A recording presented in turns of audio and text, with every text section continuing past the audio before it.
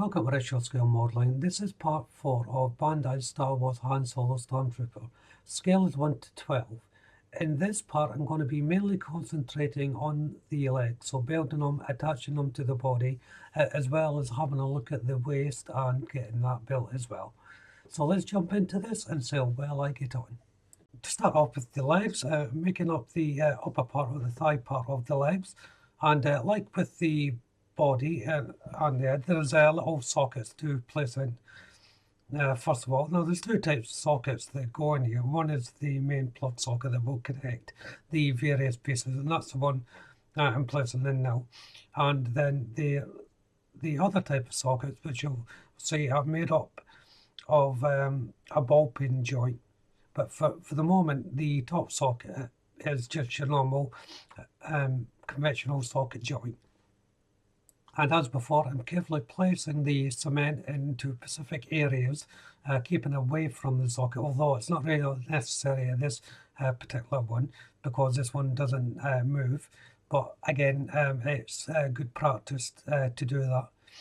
The two halves push together easily enough, but again, you will need a lot of strength just to push them in, because it is that tight. I will keep on saying it, because even I had difficulty doing it, and my grip's quite strong. I had to really push them in. So next is to make up the socket system that's going to connect the upper part to the knee part of the joint. As you can see, that's the two pins that are going in. There's not any specific way these go in, they just go onto the location pins themselves. This part will require a little bit of cement, but be careful where you place in the cement, because these areas need to move. So be very sparing with the cement and be very careful where you put it, particularly if you're using a super glue. I wouldn't recommend super glue, but I know a lot of people use it, just be very careful. So once that's done and dried, I'm painting it with Rebel Aquacolor 08 Matte Black. This is the inner part of the knee section, but a little bits of black will show, so I'm just giving it all an even coat. And now for the lower part of the leg, and this is made up exactly the same way as the upper part. The socket joint goes in first of all. There is an up and down side to this particular part, so be careful when you're putting it in. It should only really go in one way, but just make sure that you are getting it in the proper sequence. I mentioned this before, but the cement I'm using is Tamiya's extra thin cement, and as I said in the previous video, I think this cement is ideal for this build because of the applicator. It gives you a really fine control where to place the cement, as well as the cement itself is very thin and won't run and leave you in a bit of a mess, because obviously you do not want the cement to make contact with the outer shell. Next is the shoe construction, and first of all the ball joint is made up. First of all the pin goes inside the location, then the cap goes over the top. Don't put any cement on this part because you will want the whole thing to move, so dry fit it. Don't push it right in or you will not get it out in time. It only goes on one way. Make sure that it is pointing the proper way. You can quite easily get this wrong. For the shoe itself, the top part of the shoe just gets placed onto the sole, and I painted the sole in Rebel Aquacolor 06 Tar Black. The next part is the ball joint that goes inside. Now you have to angle the longer pin inside the actual boot itself, and that should just click into position, and then you can just line up the ball joint. At this stage, the ball joint shouldn't pop out if you haven't put any cement on. Hopefully you haven't, because you may not get the movement. Next is the socket joint that's going to be connecting the hip to the torso. The construction again is fairly simple, with the socket inside and a little bit of cement to secure. And this is painted with the Rebel Aquacolor 08 Matte Black. So it's time to assemble the leg. I'm putting a tiny little bit of cement inside the seating for the joint. this part has to be anchored. As long as the cement is on the top part, the movable part, but the top part should be anchored. Again, you probably get away with not putting cement in, but for peace of mind, now I'm putting a little bit of cement inside each one. That just makes it nice and secure for it when it all fits.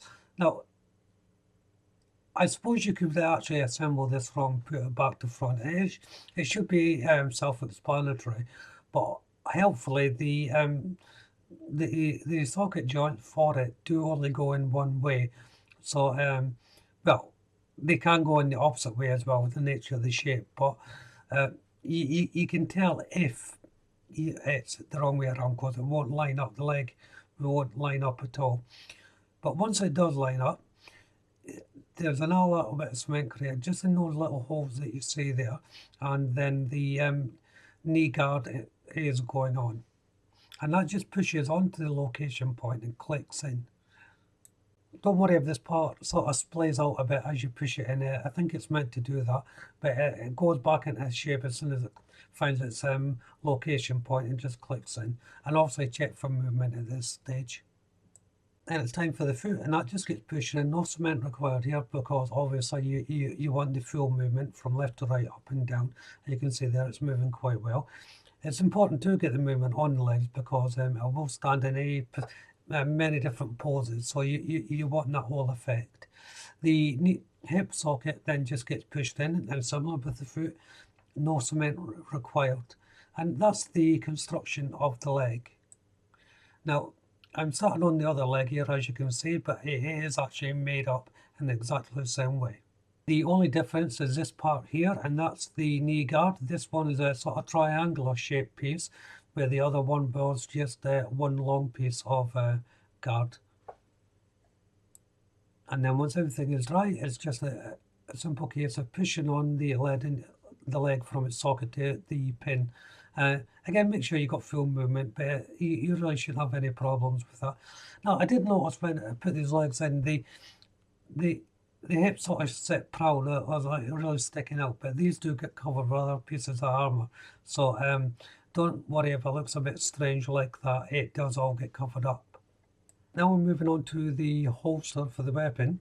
There's a couple of parts of construction. One is that there's a back plate that goes on, which for some reason didn't record, but it just gets pushed onto the back with no fuss. This part here that I'm putting on is the holder clip. Now, depending if you're putting the weapon in here or not, will be dictate whether you're going to put this clip in. Now, don't use any cement in any case. So yeah, if you put it in now, it can easily pop back out if you decide to put the weapon in. And in fact, that's what I did. There's a piece of body armor then that gets connected to the holster. But the body armor itself comes in two parts. There's the main cross part and this little part that dangles down. There are two of these to make up, but one only fits into the holster. And I should say the holster is painted in the River Color 08 matte black colour. So once I got the holster on, I just had to make sure I pressed down on the joint so it sits flush. Mine was sitting a little bit proudly, it's just because it's a tight fit, so I needed that little bit extra just to push it in place. So now is time to fit them. There's just little location points on the band. Sorry for my head getting in the way there, but I'm bending down quite close to see this. And then the first part of the harbour goes on. You can probably just make out there the location point. It's like a wedge shaped thing, and that's just what can fit into the contours of the waist. And it's the exact same on the other side. That's the side with the holster on. That just pushes into place.